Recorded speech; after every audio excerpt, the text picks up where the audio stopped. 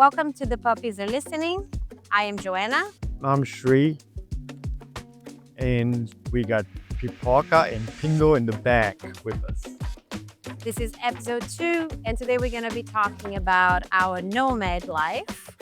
We're on our way between Montevideo and Piriápolis, Uruguay. Just a bit of context. Back in August 2025, so about 8 months ago or so, we left Toronto after living there for almost 2 years with the intent of going to Brazil and figuring out where we wanted to live. However, we have not figured it out yet. So since then, we've been nomads. That means Shrew is working from home wherever we are. I am not currently working, and I think the longest I stay in one place was 2 weeks. You stay in one place for a month. Yeah. But for the most part, we're staying a week to 10 days each place we go. So far we've been to Brazil, Chile, and now Uruguay. We don't know where we're going next, but that's kind of where we are. Maybe Shri, you can start talking a little bit about how this experience has been for you. It's been interesting to me because I was always curious about living in South America. Having traveled here before, always liked the culture out here. Before we started this journey, I'd been to Brazil, Peru, and Bolivia and Colombia. So I always liked the culture out here, and it's been good being able to spend more time in some of the countries around here and actually experience local culture more than just being a tourist. I wouldn't have imagined traveling to some of the places we would have if, we're just coming here for a holiday. Yeah. So it's been good to like see some of the small towns and, actually interact with people and just get kind of used to the culture around here. Cause I guess one of the things is I've lived in a Western culture for about 30 years before we came here, before we started this trip. So I was used to certain way things have been done and being able to shop for certain things and stores being open at certain times. I just want to correct. It's not a Western culture, it's a North American. North America. We are Yeah. Yeah. still in a Western culture. It's just, Northwestern culture. yeah, that is much more, you have everything all the time, and it's a overconsumption, right? Yeah. So those things have like it's been different, and just even like the products you're buying are so different compared to what what we're buying now, right? From those perspectives, it's been a good experience that way. Like, what do you feel? It's been interesting. I like the fact that we are seeing so many places that we wouldn't have a chance otherwise. Like you said, I think a lot of places we've been, it wouldn't have been possible just in like a vacation because we drove in Chile, for example, we drove from Santiago all the way 9 or 10 hours south, right? So if we were on a vacation, it is unlikely that we will be doing that because it takes too long. And we got to see gorgeous places and experience very unique cultures, Right. which is fun. For me, it's being in Brazil has been a big reconnection to my culture and who I am, and so many things that in the past, living in the United States for 20 something, almost 25 years, sometimes it felt like I was very disconnected, and now I understand where a lot of it comes from, and it's not just unique to me, it's really part of my culture. I wouldn't I don't know that I am a person that would have set up to be a nomad. I like having a home, having my space, and getting kind of in a routine is a little it's important to me as a highly sensitive person. It can be a little difficult, so many changes all the time and settling my mind. I find it that because we move so much, and especially when we move countries or we move like even when we go from like a big town to a small town or vice versa, it's it takes some time. It takes a toll on my brain and my psychic to get used to it and to kind of get used to the space. And especially when we are traveling by plane with the dogs and all, it can be a little stressful for me. So it takes a little bit. The other thing is the now working feels hard to me because I'm not a person that likes to not work. And just readapting to a nomad and, trying to find a job that would allow me to work remotely is very different. It's a very different approach than what I'm used to, right? Especially in my industry. I think in the past I was so used to you go and you talk to people and all, and when you kind of don't know where you are, it requires a different approach, and I haven't figured that out yet. Um, but it's been an interesting experience. For me, I'm still working, so that aspect's a little different for me. I think if I wasn't working, it would have felt a little different for me than what it does right now. But I don't like just a bit of background. I used to work on ships earlier on, and I lived in New Orleans for a little while and got washed out in Katrina, so I lost a lot of things back then. What I'm saying is, like, I was a little more used to being nomadic in a way, and it got tiring after a while. But so I mean, I just feel like I was a little more used to it, and I was like a little more. Yeah, I feel like you have a little bit of a history of living in ships and all of that that gives you a different perspective.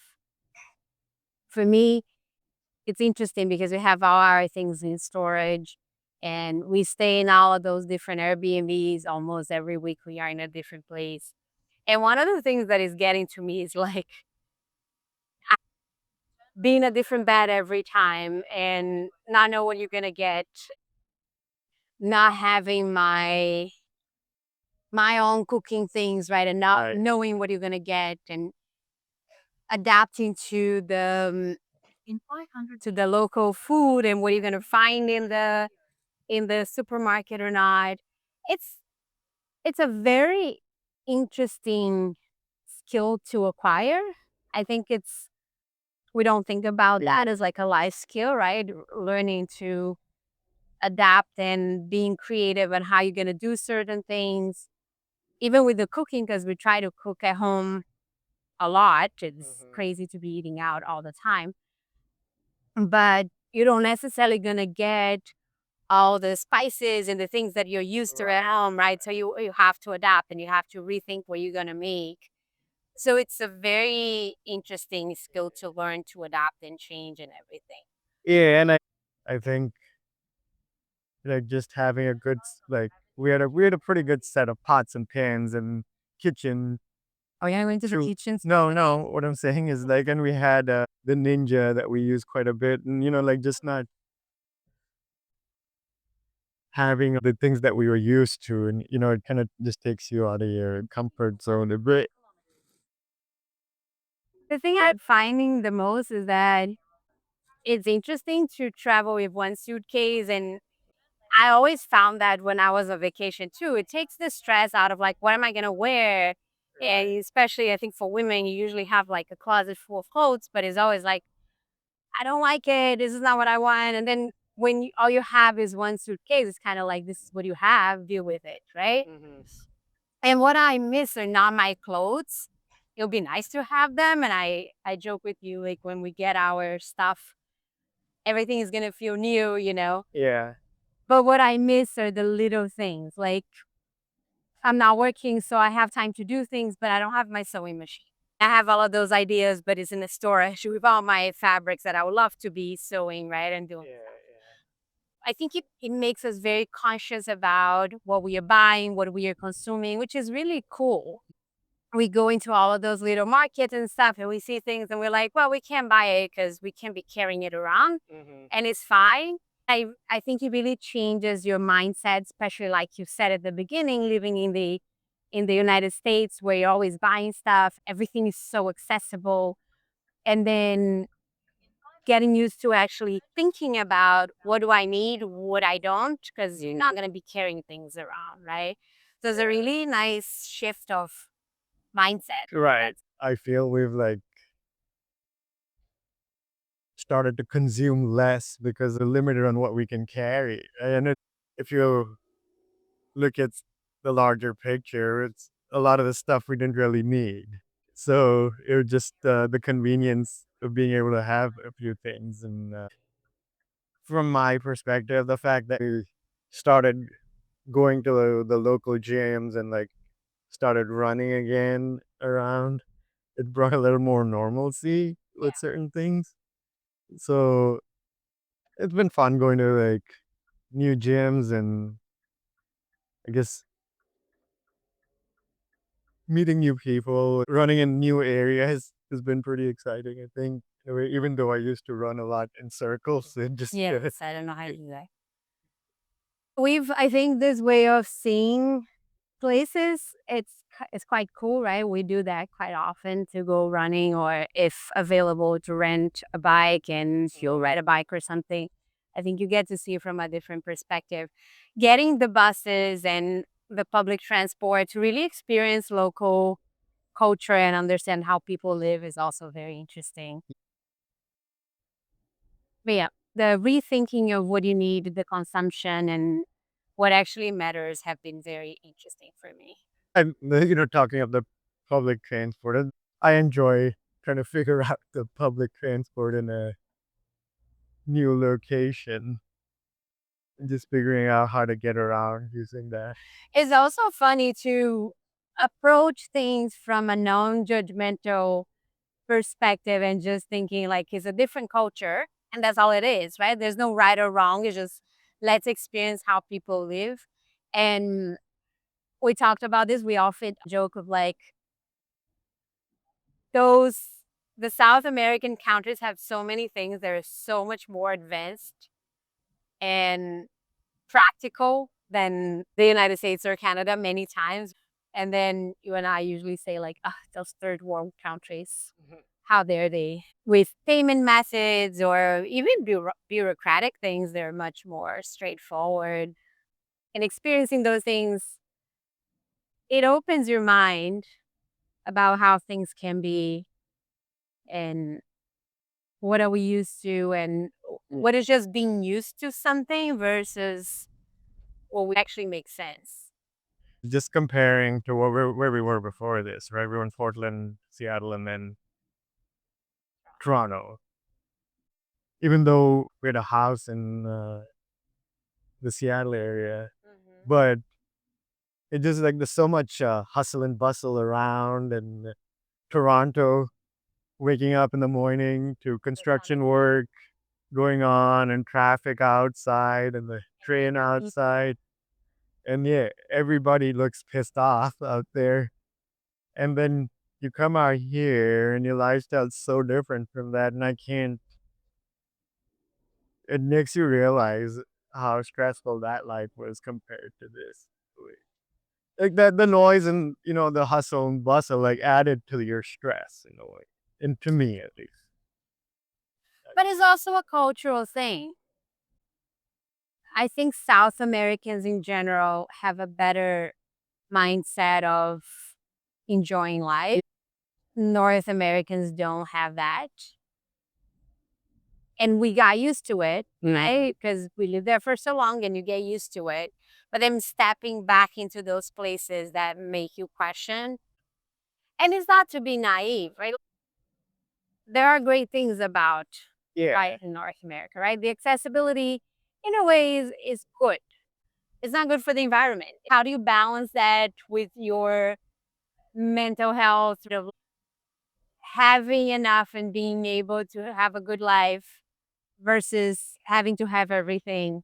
And I think it's very confused today. And when you're in South America and it's less accessible, the basic things are very accessible, even financially, right? They're much cheaper than you would be in North America. But then things that we are used to become luxury here. Yeah. One of the things I guess is that we were used to eating at different restaurants or different cuisines, and that's hard to find around here in a way. But Especially if you're not in big cities. yeah, even in the bigger cities, I think. True. You don't have as many as Right. Yeah, I mean, like I haven't seen an Ethiopian restaurant, for instance, or yeah, I don't know if you find one of those in or the north. or even Indian restaurants are so limited in the areas that we've been in. But the other things I like out here, for instance, Pingo barks when he sees other dogs. And it was a little stressful walking him around in Toronto where people are so conscious about the noise. And then you come to South America and feels like everyone's general attitude is like, he's a dog, he barks. Yeah. And all the dog and the dogs bark quite a bit out here compared to that. So that's been a little um de-stressing in a way. I think there's more empathy. Yeah. Yeah. Sure. Not just about that, but even touching the dogs and things like that. I think there's a little bit more, people are more loose, right? It's more easy. Yeah. And I know out there you kind of worried, what if he gets a little aggressive with another dog, or you're worried about someone calling animal services because when he barks, it sounds like Well, he someone. doesn't bark, he screams. Yeah, He screams like he's being tortured. He's not being tortured at all. it's He's just the way he very barks. spoiled. He gets homemade food and travels the world. On the being a nomad side, just going back to that, I think there are pros and cons. I think it's not for everyone because it can take a toll. I think you have to be very flexible. I watch even with you and work, the difference in time. You currently, the clock just changed. So now you have a 4 hour difference. So you work until about 9 or 10 o'clock at night, right? Here. And you have the mornings and we get to do some things in the morning. Like even I get a little anxious just watching. I feel like I need more, a little more structure. So I think you have to have a different personality to be changing. And we'll go to a place and we always look for Wi-Fi, but we're hoping that it's going to be good enough. The other day in this apartment that we were, the electricity just dropped because it was an old building and we put the washer at the same time as the water heater on. So there are those little things that you have to learn to be flexible and adjust. And Or being in Mawa when it got stormy and oh yeah, the the lights internet in will there go. would go out. There are all of those little unexpected things that you Right. have to adapt. Yeah. Or you go to a place like we've had good places and we had bad places and you don't know. This last one had a terrible bad. I didn't sleep well at all for like a week. So adapting to those things, I think those are the things that for me I really miss. I'm like, oh, I want my bed, I want my pillow, I want to be able to cook the things. And it's not the things I was used to because I can readapt. It's just having a routine and knowing what I'm gonna be doing. So I miss those things. But then it makes me think, and I've been thinking a lot about this, is just the duality of options. And there are studies on that and everything. But just like when you have so many options, it's so hard to make a decision. And I think we are a little bit on that piece in life that is like we have so many options of where we can live because we don't have true attachment to places because we can travel and see our family. We don't necessarily need to live where they live. Right. And that would be impossible considering that your family and my family live in different places. So we have so many options that it makes it hard to make a decision. And then we get to know more places, which is fun. But the more you get to know, the more options you have, and um, the more criterias you kind of add to the list, right?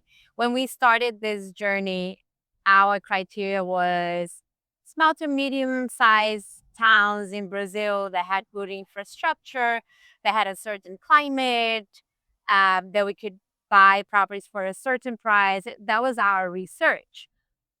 And then we were traveling and going to different places. And then we arrived in Santiago in Chile. Then we're like, we kind of like bigger cities. It's nice to have accessibility to all of those restaurants that we are used to. The grocery stores have much more options, which we like because we also cook very wide variety of foods. So now you add that additional piece of like, okay, maybe a small town is not ideal. And we talked about maybe the ideal for us is to have like a small place in a big city and a little farm, what we call here chácara, in a smaller town that allows us to go to nature and all, or just find a place that kind of what we saw in Belo Horizonte, which is like you have a more quote unquote rural area that is within 30 minutes from the big city. Mhm. But I feel like the more we see, the more it adds things to our mind of like, what do we actually want? What would work for us? It's kind of an interesting. Yeah, it's hard. Once you see more places, there is so many aspects that get added to what your basic criteria was. There is no perfect place. Right. We know that. We lived in enough places to know that. But it's how do you prioritize? And being a nomad, it's also all of those little pieces that I think you'll be managing more than me, which is like you need to rent a car. How does that work? And every country is a little different, right? I think we were in a good routine, I guess, in Brazil that we rented by the month. So you have to think about those little pieces and health insurance and how does the health piece works and Mhm. all of that. Those are the little things that adds up to the logistics, right, of being in all that. I think more than going to different places, the packing and leaving part is Yeah. the thing that's got a bit tiring for me. It's been nicer when we've been staying, like this last one, we were there for 10 days. 10 days. Before that, we were there 10 days, and that was for a month in São José dos Campos. So it's been nice staying in a place longer. For instance, I think that being a month in São José dos Campos was good for me. When we left, I was ready to Yeah. go from there. Primary because of the mosquitoes around. But those are the things. You Yeah. don't know what you're gonna get. Yeah. You're going kind of in the blind. You can research and everything, but you don't know how the house is gonna be. You don't know how the area is gonna be. There are always surprises. But yeah, we're staying longer in places. I definitely feel it's a lot more manageable. Yeah. Mm-hmm. When we just came out here, if you remember, we were doing 5 days. That was hectic That was a initially. lot. We were in my delusion, not so much yours, but my total absolute delusion of we're gonna find a place in 3 months, right? So I think that was part of why we were staying shorter times because I had this thing in my head. I'm like, oh, we're gonna go to a town and we're gonna fall in love with it, and things are just gonna fall into place. And it didn't happen. In a way, I'm happy it didn't, because I think if we had chosen one of the places we went to first, we wouldn't really be happy.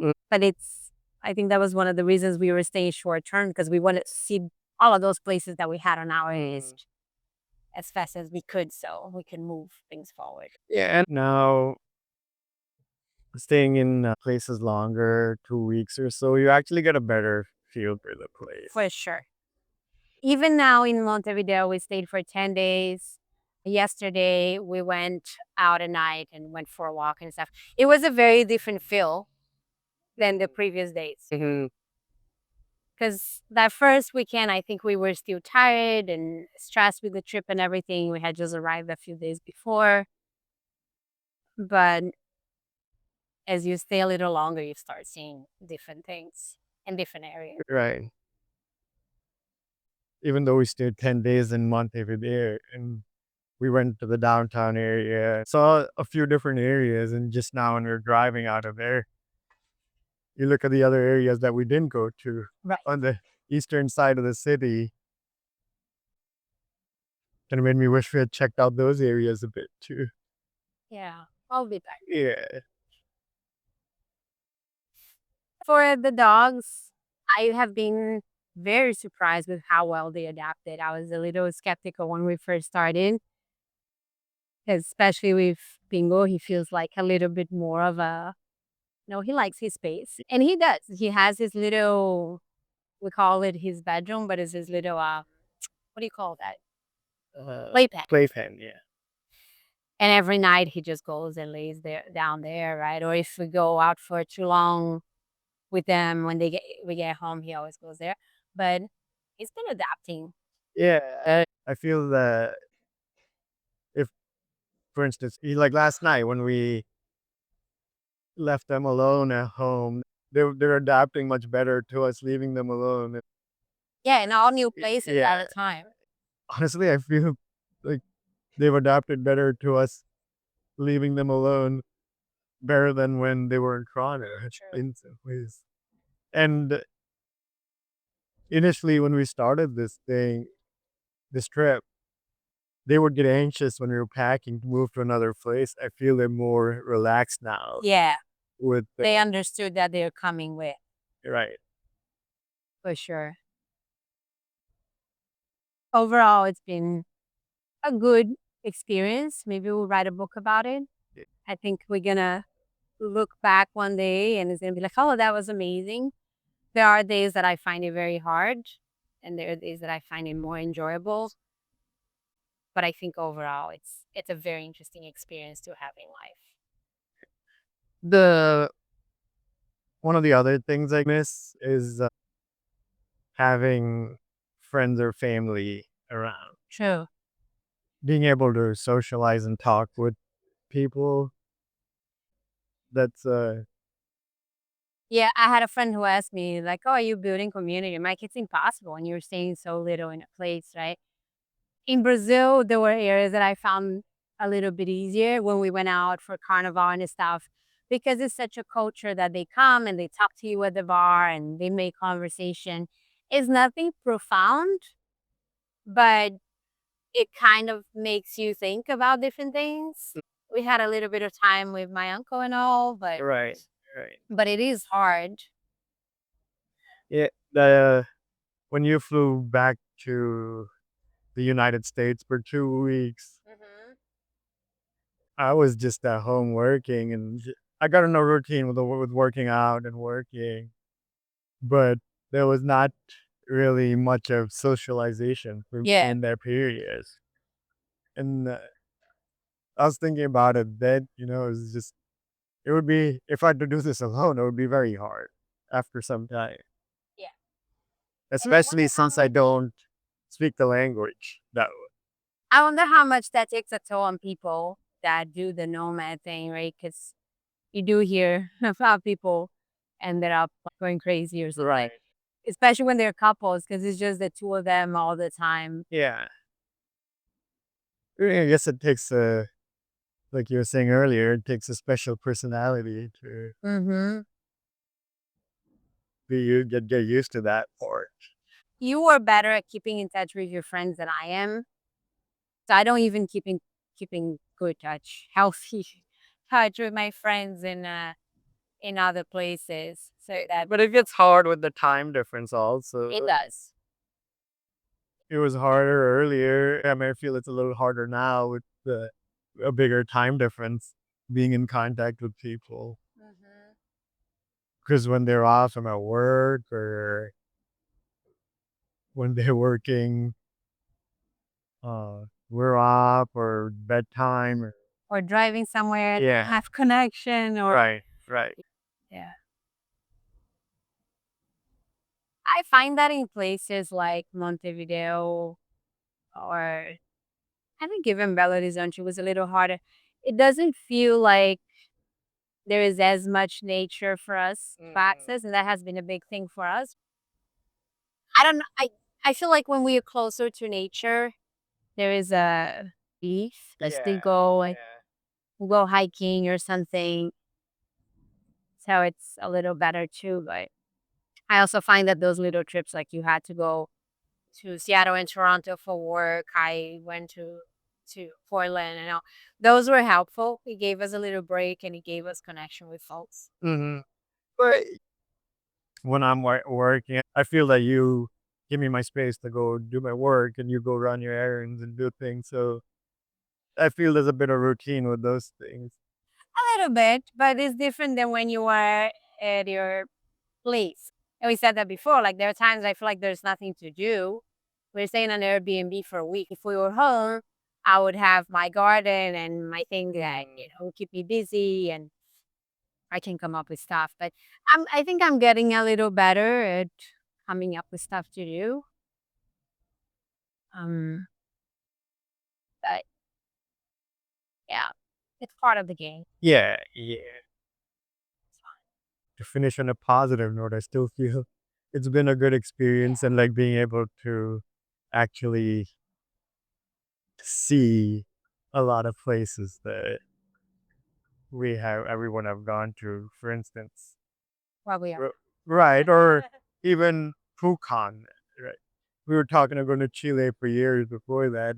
I wouldn't have even known anything about Pukan if we were just maybe Santiago, and then went down to the mountains down south, all the way down south. Yeah, it's been a good experience.